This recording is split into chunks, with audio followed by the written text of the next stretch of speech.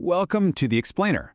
Today, we're diving into this absolutely fascinating framework from Thomas Alathea's book, 12 Steps to a Good Life. We're going to zero in on how to navigate those really intense everyday stressors that, let's be honest, can completely derail us. Instead of just letting our emotions take the wheel and drive us off a cliff, we're going to look at a super structured way to grab back control. All right, let's jump right in. So, have you ever reacted to a stressful moment and just instantly regretted it?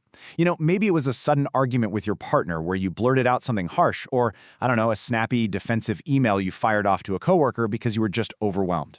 Hey, we've all been there, right? It's a completely universal pain point, losing control in a high-stakes moment and just letting the chaos win.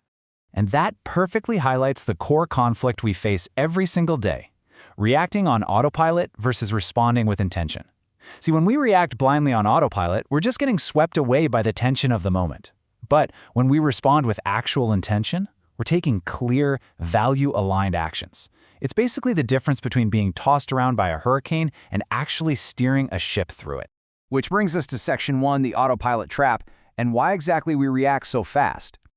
Now, if you're sitting there thinking you react way too quickly and lose your cool, please don't beat yourself up. We are actually evolutionarily wired to react fast. It's a survival mechanism.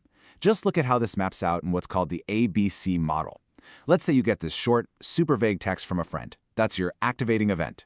Instantly, your brain cooks up a catastrophic belief, like, oh no, they're mad at me, I definitely did something wrong. And boom, that leads to a panicked consequence. You feel anxious, you maybe avoid replying altogether.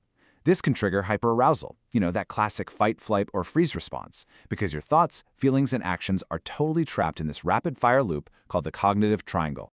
All right, Section 2, the RaDaR toolbox. Think of this as your psychological circuit breaker.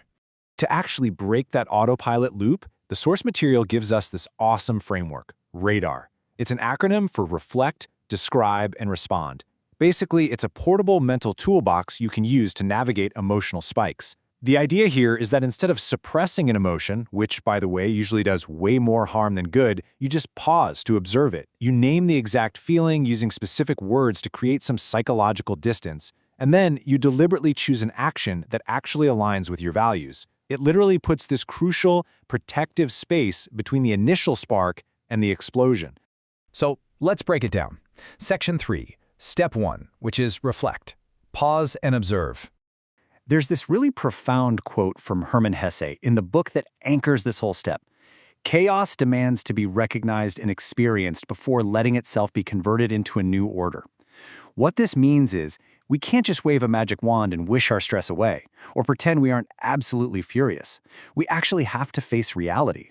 We have to recognize and experience that internal chaos before we can tame it. So, practically speaking, what does reflecting actually look like? Well, it starts when you just pause and step back. Going back to that vague text message scenario, you simply notice your emotions without judging them. Don't tell yourself, I shouldn't be panicking, because guess what? You already are. Acknowledge the physical stuff too. Is your chest tight? Is your face hot? Just observe those racing thoughts. Remind yourself that right now, in this step, you're not trying to fix a single thing. You're just gathering data, just observing the reality of the moment. Moving on to Section 4. Step 2. Describe. Name the emotion. The source material brings in this super catchy quote from Wilson and Branch. When you feel bad, put your thoughts on the pad. And it's so true. Writing down your observations, or honestly, even just stating them clearly out loud to yourself, is incredibly powerful. It forces all those swirling, messy thoughts right out of the emotional center of your brain, which instantly gives you that much-needed psychological distance. Let's actually compare some vague autopilot thoughts to specific, described emotions. So saying something like, I'm so upset is really vague, right? It leaves you feeling pretty helpless. But if you shift that to, I feel anxious and dismissed, you've pinpointed the exact emotion. Or instead of that panicked, I can't handle this feeling, you describe it as, I'm avoiding this because I feel overwhelmed. See the difference? And instead of attacking yourself with, I'm a lazy loser, you just state the neutral fact, I procrastinate when I don't know how to start. Shifting to a precise, neutral emotion turns this huge monster into something you can actually manage. So, to wrap up the describe phase, your main goal here is to use neutral, direct language. You have got to avoid blaming yourself and avoid blaming others. Like the author says, when you name the exact feeling, you contain it. You're literally shrinking the chaos down into something small enough to hold in your hand. It distances you from the emotion, and that is exactly what gives you the clarity to take back control. All right, Section 5, Step 3 of the framework, respond. Choose your action. Now, if you take nothing else away, remember this absolutely crucial point. You cannot control the emotion that hits you, but you can choose what you do next. Emotional health isn't about, perfectly dodging bad feelings or tricky situations. That's impossible. It's about facing reality head-on, acknowledging what you're feeling, and then deliberately choosing a better path forward. So what does a good response look like on a tactical level? It means choosing an action that aligns with your core values, not just your fleeting fears. If we go back to that vague text message, maybe your value-aligned response is intentionally choosing to assume positive intent, totally reframing your mindset. Or maybe it means setting a clear, polite boundary. Or, and I think this is so important, sometimes the most powerful action you can take is deciding to do absolutely nothing at all right now. Just hitting pause until you've calmed down is a completely valid, highly effective response. Which brings us to Section 6, Mastering the Daily Practice, building a routine out of this.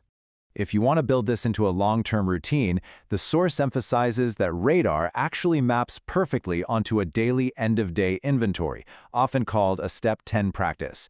Every single night, you can just run through these steps. First, reflect on the day's actions. What went right? Where did your emotions totally hijack the steering wheel?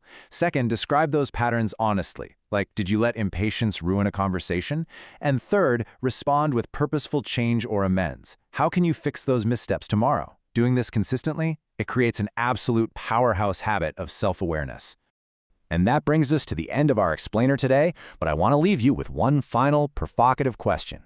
The next time chaos hits your life, and let's face it, it absolutely will hit, are you going to react on autopilot, or will you use your RaDaR? Just remember, you can't stop the activating events of the world, but you hold the ultimate power to create that psychological space. By choosing to reflect, describe, and respond, you are empowering yourself to take back control. Thanks so much for joining me, and hey, keep that mental toolbox close by.